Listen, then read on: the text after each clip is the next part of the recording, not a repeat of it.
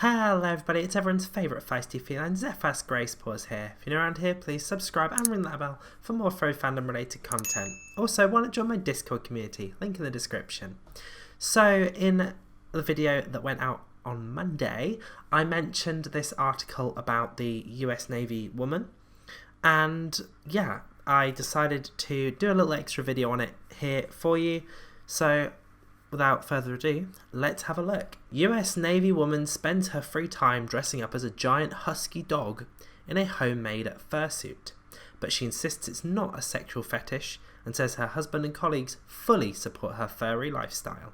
Jordan Jones, 21, from Indiana, first discovered the world of furry fandom on Instagram.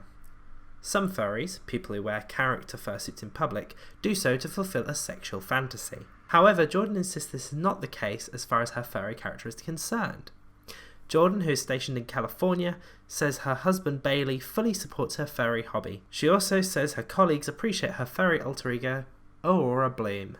So I'm actually pretty curious as to how this article is going to handle things. It seems like a very weird article for the Daily Mail to put in, especially considering it's not something that's super relevant at the moment. So I'm thinking it's probably going to be either hate or kind of look at this person, they're different, aren't they weird? It's the Daily Mail. That's the kind of thing you learn to expect from them. A US Navy woman has revealed how she spends her free time masquerading as a giant husky dog in a handcrafted fursuit in order to entertain her 23.6k Instagram followers. Wow, that's a lot of followers. But she insists the quirky extracurricular activity isn't a sexual fetish for her. I mean, it's not for most furries. I think the problem is that the media kind of skews it to be that way. Like, even in this article, it's fully going towards the route of, look at this thing, but guess what? It's not sexual for this person in particular, but it normally is. It's not a sexual thing for most people, so it's very weird that this article is angling right towards that, but let's carry on. US Navy Aircrew Survival Equipmentman Jordan Jones, 21, from Henryville, Indiana, first discovered the furry fandom when she was 18 after seeing a group of people dressed in fursuits in public and loved the idea. Now that's not exactly true. That contradicts what you said in the intro, which was that she discovered it on Instagram. So this is the kind of writing and reporting we expect from the Daily Mail. However, when she learned that the suits cost anywhere between $3,000 to $5,200 to buy, she put her dream of joining the fandom on hold. Yeah, they're really expensive. I've looked into getting a head made, and even that is so expensive. But it's a craft. It takes a lot of time, many years to perfect it and make it perfect.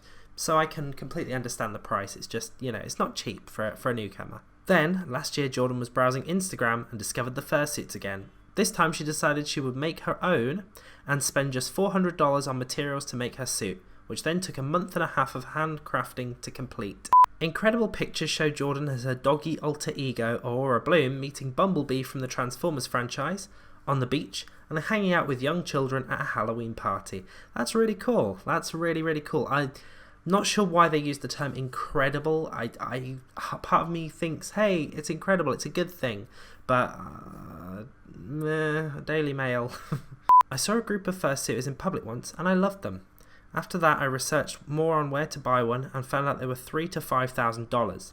Being only 18 at the time, I couldn't afford one and dropped the idea for a few years, says Jordan.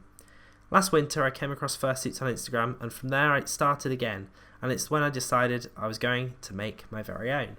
And here we have a picture of Jordan alongside her fursona, and that's a really, really good fursuit, especially homemade. That looks incredible. Like, really, really good job. Transformation. The 21-year-old first discovered the world of furry fandom on Instagram when she was 18 and soon came up with the idea for a fluffy alter ego, Aurora Bloom, right. I love the way she had to, the article had to specify that her fluffy alter ego, quote unquote, is on the right, because we wouldn't have guessed from that. I personally spent about $400 on the materials to make my suit, but since I made it myself, the cost is much cheaper than if I were to buy it from another suit maker. Fursuit making is a very difficult and time-consuming task since every custom suit is tailored to the person's exact measurements and their custom characters.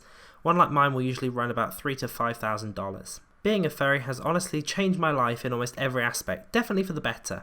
I've gotten back into art and my creativity is at its peak. Exactly, that's one of the big things about the furry fandom is how creative it is, how you can do all these different creative things, like you've got art, you've got music, you've got things like making fursuits, you've got video making. There's just so many different things that you can do. I love the people the most. I've met so many sweet and caring individuals and made some amazing friends in just the short time I've been part of it.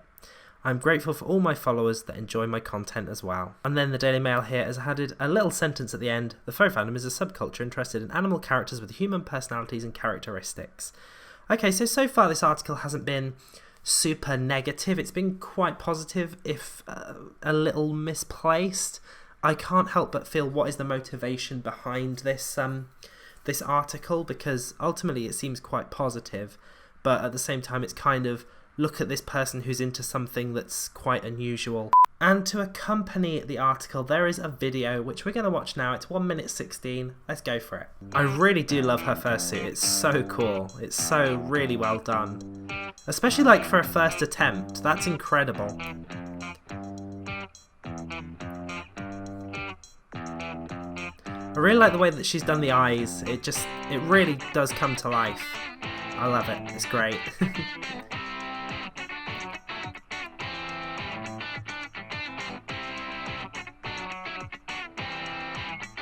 And I think for a first timer to get the legs like that, because I know most people go for the straight leg because I think it's easier to do, but to go for the curved leg like that that's really cool for a first timer.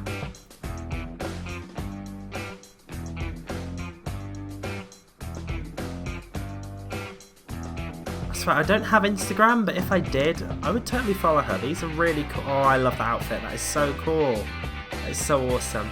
Yeah, I'd totally follow her on Instagram, which you should all do. You should all look her up and follow her. Weird they didn't actually include the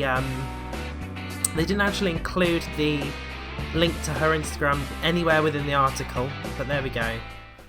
So there we go, that was that article from the Daily Mail. Not as negative as I thought it was going to be, but still a little bit kind of, let's look at this thing that we consider weird and parade it around on our website, which is a bit bad. I don't particularly like that. Thank you for watching. Remember to like, comment and subscribe, and I'll see you in the next one.